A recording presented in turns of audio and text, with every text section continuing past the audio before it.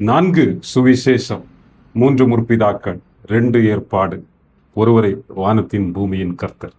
சின்ன வயதுல அம்மா சொல்லி தந்த பாடலின் வரிகள்.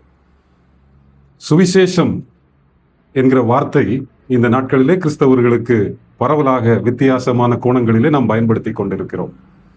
இந்த சுவிசேஷம் என்பதை பற்றி, சுவிசேஷ ஊழியங்கள் இல்லை என்றால் சுவிசேஷம் என்ற வார்த்தையை பற்றி கேள்விப்பட்டாலே எல்லோரும் நினைப்பது எங்களுக்கு எல்லாமே தெரியும், இதுல விசேஷம் ஒன்றும் இல்லை என்று நினைக்கின்ற ஒரு காலகட்டத்தில் தான் கிறிஸ்தவர்களாக நாம் இருக்கிறோம். இந்த சூழ்நிலையில் பொதுவாக பூரண சுவிசேஷம், ஃபுல் காஸ்பல் என்ற பெயரிலே ஒரு சபையை இந்திய அளவிலே குமரி மாவட்டத்திலிருந்து வளர்ந்திருப்பதையும் நாம் அறிந்திருக்கிறோம். ஆக இந்த சுவிசேஷம் அப்படி என்றால் என்ன? திருமறையில் எது சுவிசேஷ புஸ்தகம்? 4 சுவிசேஷம், மத்தேயு, மார்க், லூக்கா, யோவான், இதுதான் சுவிசேஷ புத்தகம் என்று பொதுவாக மெயின்லைன் சர்ச்சஸ்ல, முக்கியமா CSI போன்ற சபைகளிலே, ஓய்வு நாள் பள்ளியிலே எல்லாம் மாணவர்கள் கற்று வருகிறார்கள். அந்த சுவிசேஷ வாக்கியம் ஒவ்வொரு ஞாயிற்றுக்கிழமையும் அந்த புத்தகங்களிலிருந்து வாசிப்பது வழக்கம். ஓய்வு நாள் பள்ளி மாணவனாக படித்த ஞாபகங்கள் இருக்கின்றன. 4 சுவிசேஷங்களில் இருக்கிற ஒற்றுமை, அதனுடைய தனிச்சிறப்புகள், இவைகளை எல்லாம். முக்கியமாக அந்த சினாப்டிக் காஸ்பல் என்று சொல்லுவார்கள், மத்தேயு, மார்க், லூக்கா, மூன்றிலும் பல ஒற்றுமைகள் இருப்பதை பார்க்க முடிகின்றது. ஒரே வசனங்கள் கூட மீண்டும் மீண்டும் வருவதை காண முடிகின்றது. அந்த நாட்களிலே சிறுவனாக என் மனதிலே வந்த கேள்விகள், ஏன் 4 சுவிசேஷம்? சுவிசேஷத்தை இந்த 4 புத்தகங்களில் ஏன் எழுத வேண்டும்? ஏன் பைபிள்ல இப்படி ஒரு 4 புக்கு நம்ம படிக்கணும்? அது என்ன அவசியம்? அப்படி ஒரு கேள்வி, மிகப்பெரிய கேள்வி. அதே போல சுவிசேஷம் என்றால் என்ன? எது உண்மையான சுவிசேஷம்? மனிதனுக்கு சுவிசேஷம் தேவை இருக்கிறதா என்றெல்லாம் ஒரு கேள்வி. இது சமகாலத்திலே எனக்கு வந்த கேள்வி. இந்த 2 கேள்விகளுக்கும் இந்த காணொலியிலே திருமறையின் துணையோடு நான் அநேக தேவ மனிதர்களிடமிருந்து கற்றுக்கொண்டவை, இவை எல்லாவற்றையும் உங்களோடு நான் பகிர்ந்து கொள்ள விரும்புகின்றேன். 4 சுவிசேஷம், அதாவது சுவிசேஷ புத்தகங்களாக 4 புத்தகங்கள் திருமறையில் இருப்பதை நாம் பார்க்கிறோம். அந்த 4 சுவிசேஷங்கள் ஏன் அவசியம்? பொதுவாக தமிழிலே சொல்லுவார்கள், கண்ணால் காண்பதும் பொய், காதால் கேட்பதும் பொய், தீர விசாரித்து அறிவதே மெய் என்று தமிழிலே சொல்லுவார்கள். இங்கே மத்தேயு இயேசு கிறிஸ்துவின் சீடர். அவர் தன் கண்களால் கண்டதை எழுதுகிறார். இயேசுவை அவர் பார்த்தார், தொட்டு பார்த்தார், அவரோடு நடந்தார், அவர் சொன்னதை கேட்டார், அப்படியே கண்ணால் கண்டதை எழுதுகிறார். மார்க்கு பேதுருவோடு பயணம் செய்தவர். மார்க்கு காதால் கேட்டவைகள், இயேசு கிறிஸ்துவின் வாழ்க்கை சரித்திரத்தை தன் காதால் கேட்டு நமக்கு எழுதுகிறார். மூன்றாவதாக பின்னும் ஒருவர் வருகிறார், தீர விசாரித்து எழுதுவதற்காக. லூக்கா எழுதின சுவிசேஷம் இன்ட்ரோடக்ஷன்ல நீங்க வாசித்து பார்த்தீங்கன்னா, அதை தீர விசாரித்து எழுதுவதற்காக. எல்லாரும் எழுதுகிறாங்க இயேசுவின் சரித்திரத்தை, நான் தீர விசாரித்து எழுதுகிறேன். ஒரு நல்ல ஒரு ஹிஸ்டாரியன் அதை அவர் தெளிவாக விசாரித்து எழுதுகிறார். இப்பொழுது கண்ணால் காண்பது, காதால் கேட்பது, தீர விசாரித்து அறிவது, இந்த 3 சினாப்டிக் காஸ்பல், இந்த 3மே ஒரே மாதிரி இருக்குதுன்னா அது அப்படின்னா அது கரெக்ட், பெர்ஃபெக்ட். இயேசு கிறிஸ்துவின் சரித்திரத்தை அவரோடு நடந்தவர்கள் எழுதுகிறார்கள், அவரை பற்றி கேள்விப்பட்டவர் எழுதுகிறார். அதை தீர ஆராய்ந்து ஒரு நல்ல ஒரு ரிசர்ச் ரிப்போர்ட்டாகவும் ஒரு மனிதர், அவர் யூதன் அல்ல, அவர் வெளிநாட்டிலிருந்து வந்து அங்கே அதை ஸ்டடி பண்ணி எழுதுகிறார் என்று நாம் அதை வேத வல்லுநர்கள் சொல்லுகிறார்கள். ஆக இந்த 3 சுவிசேஷங்கள், 3 புத்தகங்கள், இயேசுவின் வாழ்க்கை சரித்திரத்தை சொல்லுகின்ற இந்த 3 புத்தகங்களே போதுமே. 4வது புத்தகம் ஏன் வேண்டும்? ஆனால் 4வது ஒரு மனிதர் வருகிறார். அவரும் இயேசு கிறிஸ்துவின் சீடர், அன்பான சீடர். அவர் 3 பேர் எழுதிவிட்டனர். வயதும் அவருக்கு அதிகமாகி விட்டது. அவருக்கு எழுதுவதே பிடிக்காது. எப்படி சொல்லுகின்றேன் என்றால், 1 யோவான், 2 யோவான், 3 யோவான், அந்த புத்தகங்கள் முடியும் போது வாசித்து பாருங்கள் எப்படி முடிவடைகின்றன. யோவான் அந்த புத்தகமும் எப்படி முடிவடைகிறது என்று நீங்கள் வாசித்து பார்த்தீர்கள் என்றால், அங்கே சொல்லப்பட்டிருக்கிறது, எழுத வேண்டியவைகள் அநேகம், வெறும் மையினால் எழுத நான் விரும்பவில்லை, உங்களை முகமுகமாக கண்டு நான் உங்களோடு பகிர்ந்து கொள்ள விரும்புகிறேன், நேருக்கு நேர் பேச விரும்புகிறேன், ஃபேஸ் டு ஃபேஸ், 1 to 1 பேச விரும்புகிறேன்னு அப்படி சொல்றார். அவருக்கு எழுதுறது பிடிக்காது. எனவேதான் அதை அவர் வெளிப்படுத்தின விசேஷம் பத்மு தீவிலே எழுதப்படும் போது ஆண்டவர் ஒவ்வொரு முறையும் அவரிடம் சொல்லுகிறார், நீ காண்கிறவைகளை எழுது, நீ காண்கிறவைகளை எழுது. இதுக்கு கான்ட்ரடிக்டா இருக்கிற மனிதர் தான் யாருன்னா அப்போஸ்தலனாகிய பவுல். பவுல் என்ன செய்வாருன்னா, எப்பவுமே நான் உங்கள்கிட்ட பேசுகிறத விட இங்கிருந்து எழுதுறது எனக்கு நலமாக இருக்கும். ஒருவேளை உங்களை காண வர முடியவில்லை என்றாலும் நான் எழுதுறேன், இதை நீங்களும் வாசிங்க, மற்றவர்களோடும் பகிர்ந்து கொள்ளுங்கள். அது எழுதுவதை அவர் விரும்புகிறார். அப்படி பவுல் எழுதுவதற்காகவே விசேஷமாக அழைக்கப்பட்டவர். இங்கே நாம் யோவான் புத்தகம், அந்த இயேசு கிறிஸ்துவின் சரித்திர புத்தகத்தை யோவான் எழுத காரணமாக இருந்தது என்ன? அவருக்கு எழுதவே விரும்பாதவர் ஏன் எழுதுகிறார் என்றால், இயேசு கிறிஸ்துவின் இதய துடிப்பை அறிந்தவர், அவரோடு சேர்ந்து நடந்தவர், அவரோடு பயணித்த 3 முக்கியமான சீசர்களில் 12 பேரில் 120 பேரில் சிறந்த 12 பேர், 12 பேரில் சிறந்த 3 பேர், அந்த 3 பேரில் இயேசுவின் மார்பின் மீது சாய்ந்த சீசன் என்கின்ற அடைமொழிக்கு தகுதியை வாய்ந்த யோவான் சொல்லுகிறார். ஏன் இதை எழுதுகிறார் என்றால், அவர்கள் விட்டுவிட்டதை, மற்ற காஸ்பல் ரைட்டர்ஸ் விட்டுவிட்டதை, அவர்களுக்கு தெரியாததை, இயேசு கிறிஸ்துவின் இதய துடிப்பை உணர்ந்தவர்.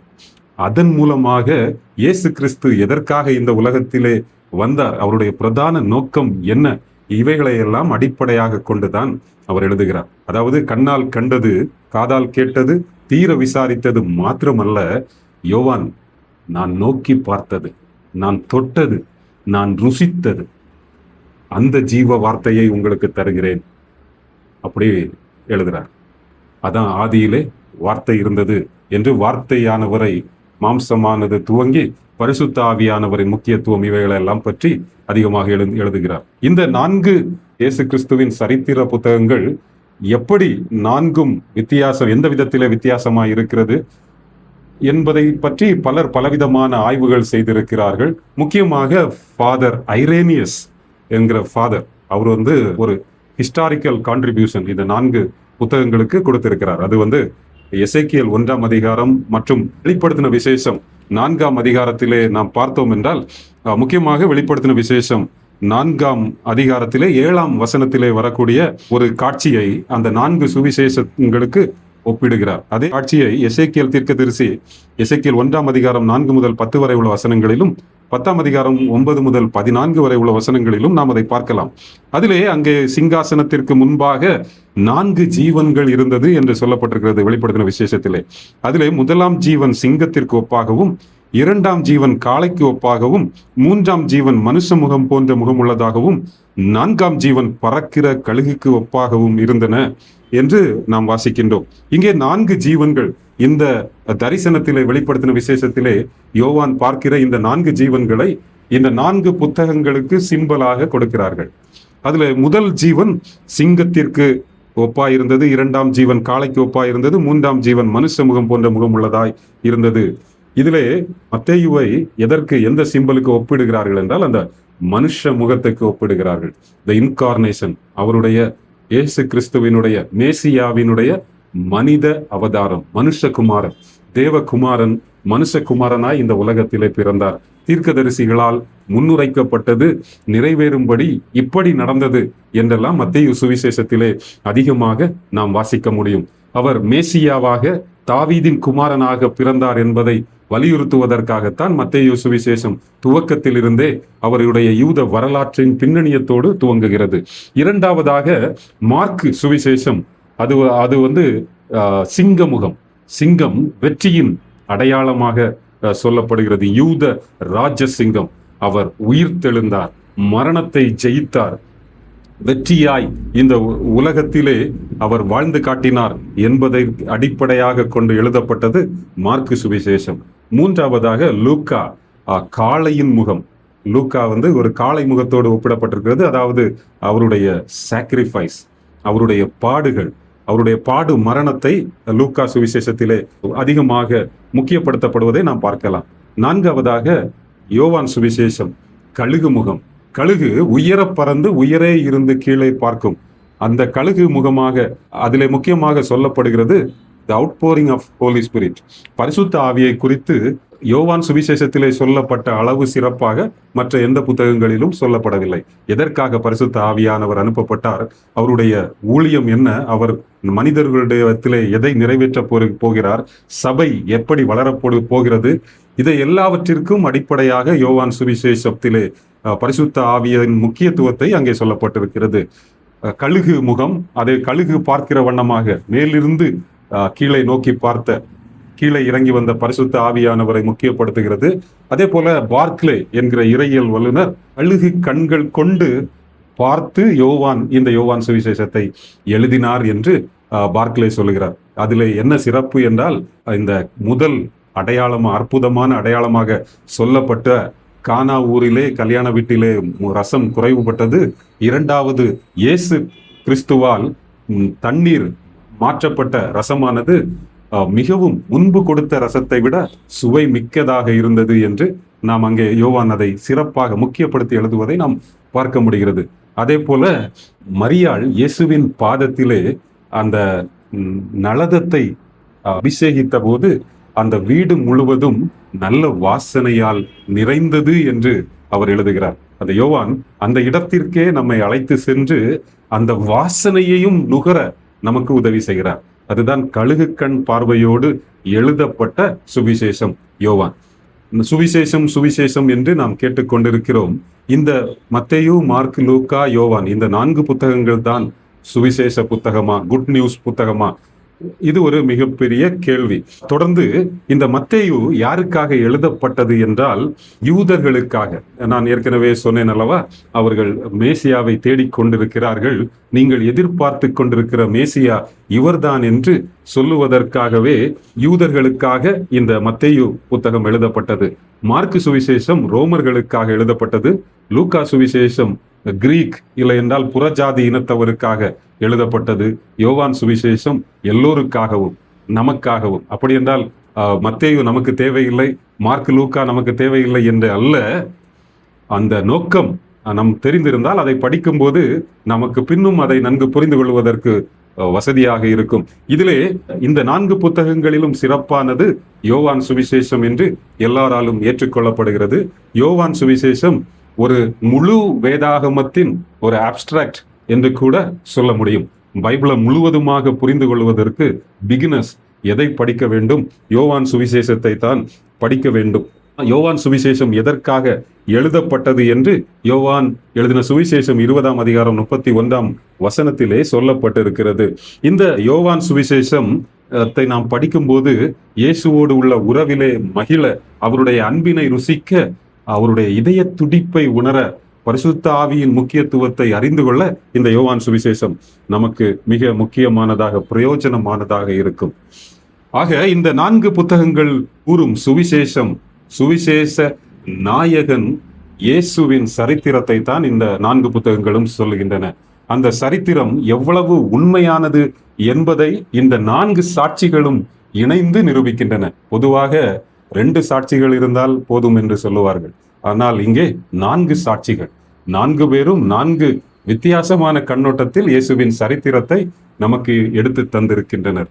எனவே இயேசு கிறிஸ்து என்கின்ற ஒரு நபர் இந்த உலகத்திலே அவர் மனிதனாய் வாழ்ந்தார் என்பதை எவராலும் மறுக்க முடியாது. இது ஒரு கட்டுக்கதை அல்ல, இது ஒரு ஸ்டோரி அல்ல, இது சரித்திரம் என்பதை நாம் நன்கு இதன் மூலம் உணர்ந்து கொள்ள முடியும்.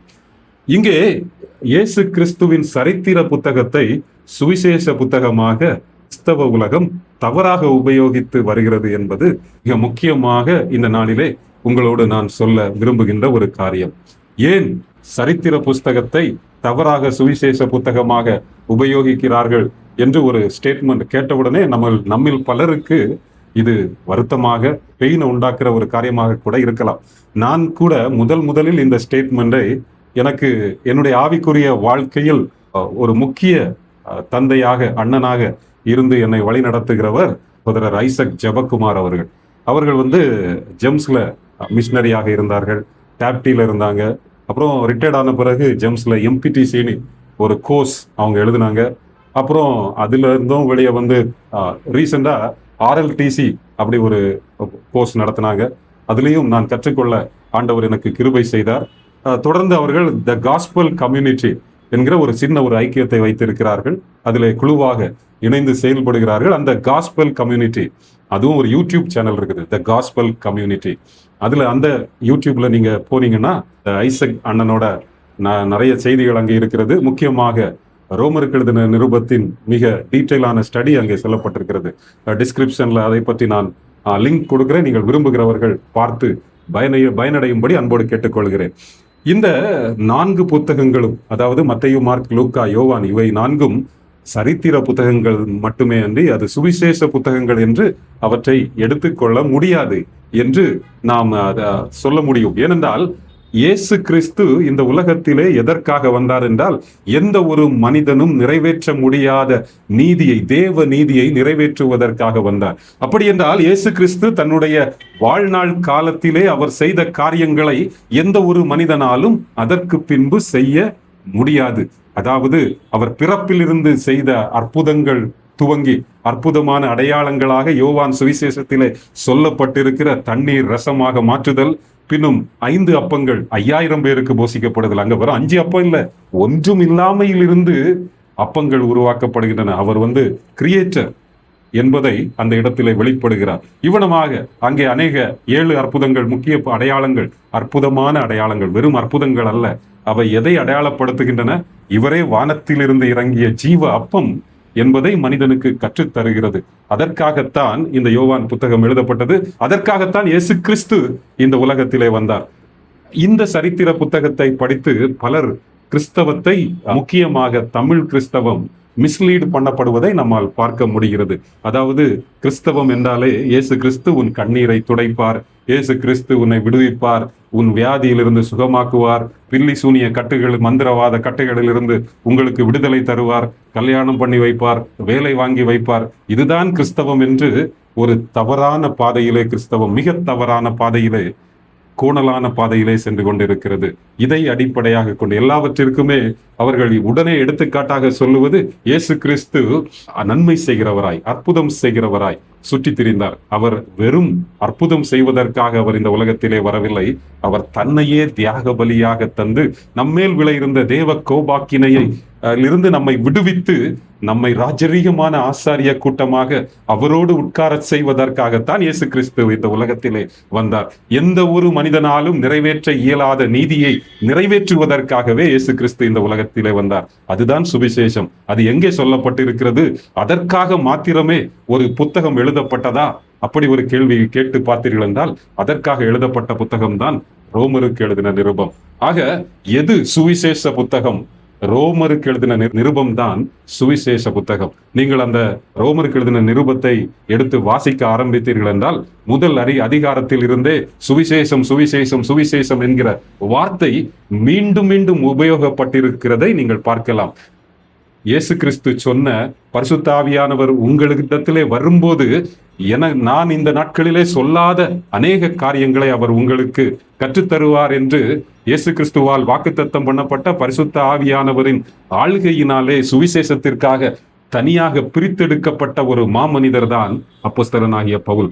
அவருடைய படைப்புகளிலே பிரதானமான படைப்பாகத்தான் ரோமருக்கு எழுதின நிருபத்தை சொல்லுகிறார்கள். இந்த ரோமருக்கு எழுதின நிருபம் what is gospel, why gospel is needed, இவை எல்லாவற்றையும் குறித்து மிக முக்கியமாக நமக்கு கற்றுத்தருகிறது. அந்த ரோமருக்கு எழுதின நிருபத்தை 4 டிவிஷன்ஸ் ஆக நாம் பிரிக்க வேண்டும் என்றால், முதல் அதிகாரத்திலே முக்கியமாக தேவ கோபாக்கினையை அது சொல்லுகின்றது. தொடர்ந்து உள்ள அதிகாரங்களிலே மனுஷனுடைய நிர்பந்தமான நிலை, த ப்ராப்ளம், ஒரு மனிதன் கூட நீதிமான் இல்லை, நல்லவன் ஒருவனும் இல்லை, எல்லாருமே corrupted, every one need a Xavier என்பதை தொடர்ந்து உள்ள அதிகாரங்களிலே நாம் கற்றுக்கொள்கிறோம். அதாவது பாவ மனிதனுக்கு நேராக இருக்கக்கூடிய தேவ கோபம், மனிதர் எல்லோருமே பாவிகள், அப்படி என்றால் அவர்களுடைய சம்பளம் என்னதான்? மரணம்.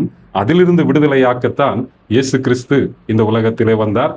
அதை நாம் விசுவாசிக்கும் போது, அவர் என்னை நீதிமானாக்க தன்னையே தியாக பலியாக தன்னை முழுவதுமாக ஊற்றியிருக்கிறார், என்னை குணப்படுத்த அவர் மரித்திருக்கிறார், என்மேல் விழ இருந்த தண்டனையை அவர் பெற்றிருக்கிறார் என்பதை நான் விசுவாசிக்கும் போது, விசுவாசத்தினால் அந்த தேவ நீதிக்கு சொந்தமாகிறேன். அதுதான் அந்த ஃபெய்த், சேவிங் ஃபெய்த், அதாவது கிருபையினாலே விசுவாசத்தை கொண்டு ரட்சிக்கப்படுவது. இது முக்கியமாக ரோமர் 6, 7, 8 அதிகாரங்களிலே நாம் இதை கற்றுக்கொள்ள முடிகிறது.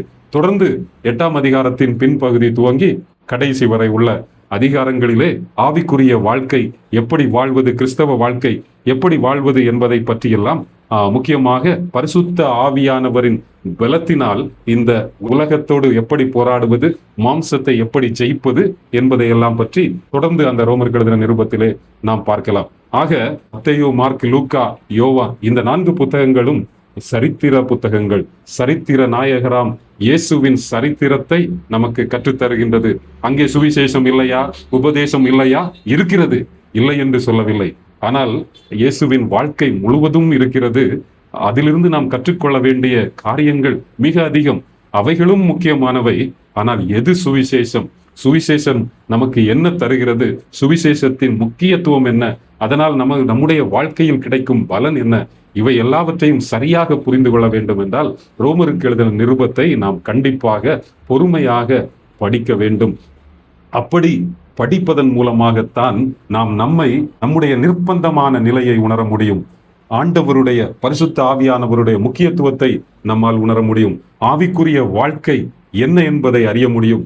இந்த உலகத்திலே கிறிஸ்தவனாக நான் எப்படி வாழ வேண்டும், எது ஆராதனை, புத்தியுள்ள ஆராதனை, இவை எல்லாவற்றையும் சரியாக புரிந்து கொள்ள ரோமருக்கு எழுதின நிருபம், சுவிசேஷ புத்தகமாகிய ரோமருக்கு எழுதின அந்த நிருபத்தை நாம் எல்லோரும் கற்று பயனடைவோம். கர்த்தர் தாமே உங்கள் அனைவரையும் ஆசீர்வதிப்பாராக. ஆமென். நன்றி.